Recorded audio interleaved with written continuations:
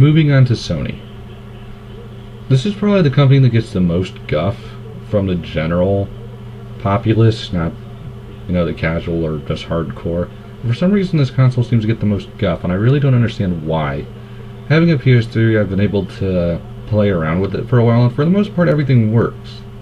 I mean, yeah, the online isn't Xbox Live, but in all honesty, you can't expect anything to be Xbox Live at this point. But it's a good system. I mean, yeah, there is some hard drive issues just because you have to install stuff, which can be kind of annoying. But it allows a lot faster run times. I mean, I've played Devil May Cry 4 on both the 360 and PS3, and I can tell you the PS3 actually looks better and it runs faster just because you have to install it. And the fact that I got the if everyone's wondering why I got the PS3 over the 360, is because of, well, the exclusives, I guess. I mean, as I said in my introduction video, I'm not much of a shooter person, so I really had no interest in Halo 3 or Gears of War. I mean, I have Resistance and Call of Duty, which I think Call of Duty 4 is a lot better in my opinion, but whatever. And I know that 360 actually got the Final Fantasy 13, but I'm actually looking forward to Little Big Planet and the like. Again, the Sony Online gets a lot of crud because it's not Xbox Live, but it works. I mean, I can sign up and get friends just as easy as an Xbox Live. And the voice chat works fine as well. I mean, everything runs smoothly, and there's hardly any lag except for a few fighting games, which is kind of annoying. But then again, those are fighting games people don't play a whole lot of online with. But all the games that have fantastic online, such as Resistance and Call of Duty, I mean, they work perfectly. I mean, on the same connection I use my Wii on, that the Wii has tons of lag, obviously. But whenever I go on the PlayStation 3, with Call of Duty 4 with all 40 people on huge maps and stuff, it never slows down at all, which is actually rather nice, because I don't have to worry about, cords and everything. The biggest problem I have with the PS3 is that I can't decide what it really wants to do. Does it want to be, this high-tech entertainment system, or does it want to be gaming? Because Sony seems to be confused as to what they're doing themselves. I mean, they advertise tons of games, and they seem to be almost blatantly forgetting all of the media stuff. I mean, yeah, they did announce it at E3, and it's actually pretty impressive from what I saw of it when they first released it. But they don't really seem to know what they're doing in terms of that regard. Because the movie and show selection was nice, but I don't think anyone's really going to care. At least from my experience, that no one really seems to care. Before everyone gets up on my case, I know that between the 360 and the PS3, there are almost no exclusives anymore. I think that the idea of an exclusive game has gone completely out the window, and it's probably not going to be seen anymore except by the first parties themselves, or in Sony's case, they have a format which just works better, such as the Blu-ray disc. If a game's too big for the standard DVD, that can only be on Sony, such as the case of Metal Gear Solid 4. So, for all the Microsoft fanboys who want it, it's not going to happen. Unless you want like 4 different discs and tons of loading time and a hit to the graphics, it's not going to happen. So, in terms of exclusives, it's just going to be first-party stuff, such as, Little Big Planet and God of War, which I'm sure they're going to be fantastic, even though God of War is not going to come out till, 2010.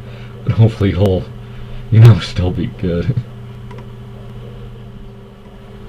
The other thing I have to say about this system that gets a lot of guff is that, it's, not Xbox. People are on Xbox, not the PlayStation 3 and all that stuff. Well, the thing is, I really don't see the intimidation of that kind of threat. Because Sony still has the brand name of PlayStation. It's not like there's some, new system that's just come out and bothered to, try and make a name for itself like Xbox was last generation. They have the name. They're able to get the name out there. I mean, just look at, the PlayStation 1 after the N64 came out. It kind of slowed down for a bit, and then it sort of picked up steam again after its huge launch. Which I think the Sony PlayStation 3 is going to do the same thing. I mean, yeah, it's slow now, but with all the, hardware problems with the Red Rings of Death, and let's face it, unless Nintendo, bothers to give everyone, not just the casuals, what they want, I think Sony has the best chance of actually winning. So, simply because their system can last the longest. I mean, the Blu-ray discs or and larger forms of, distribution are going to become standard in the next couple of years. Maybe not standard, but they'll definitely gain more prevalence. So I think that'll force Microsoft to try and do something in the future, whether that be a whole new system or an add-on or what have you. But it's definitely going to last the longest because it has everything there. I mean, just look at the PlayStation 2. I mean, Sony said it itself, and it's still selling pretty well, and people still play it, which is where Nintendo's going to fall off. It's already out of date and all its technology. So I'm actually a little intrigued that they made it. I will make a brief note about the whole home thing Sony's putting out. I actually think it looks good, because unlike the Mii's and the Microsoft Avatars thing, whatever the hell they're called, this is actually something you can do stuff in. I don't really know much about the Microsoft Avatars, but this is actually something you can actually do. It sort of looks like The Sims, but for your console. I'm not really sure how that's going to work out, but it looks intriguing, and from what everyone who's is in the beta right now says, it's at least pretty fun. I think it will get boring after a while, but I don't think that's for its purpose, is to be a full game. But we'll see how it turns out whenever they decide to release it. And finally, the last real complaint I've heard is the price point, which at this point is irrelevant with the 360's price point, where the elite model or what have you. So I think that's a non-issue at this point. If you want to spend it on the 360, go ahead. If you want to spend it on the PS3, go ahead. I really don't feel how that's any issue at this point, considering they're both fairly overpriced for what you're getting. But oh well, we'll just see how that turns out. Not to say I'm really convinced that Sony is the best system ever. I mean, they have their flaws.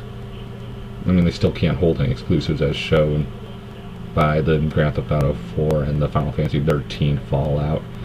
I mean, that's fairly obvious.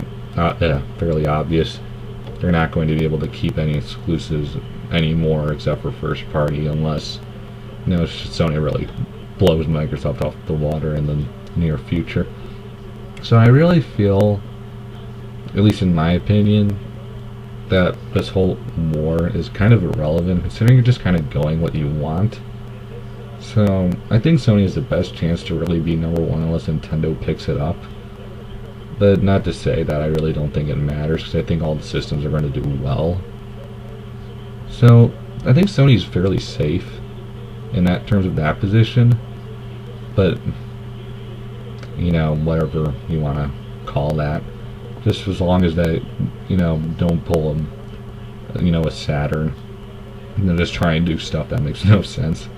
But oh well, we'll see how it turns out in the next few years, even though I don't think Sony's stupid enough to try anything drastic at this point. I still think they're in a good position. So those are my thoughts on Sony and the PlayStation 3.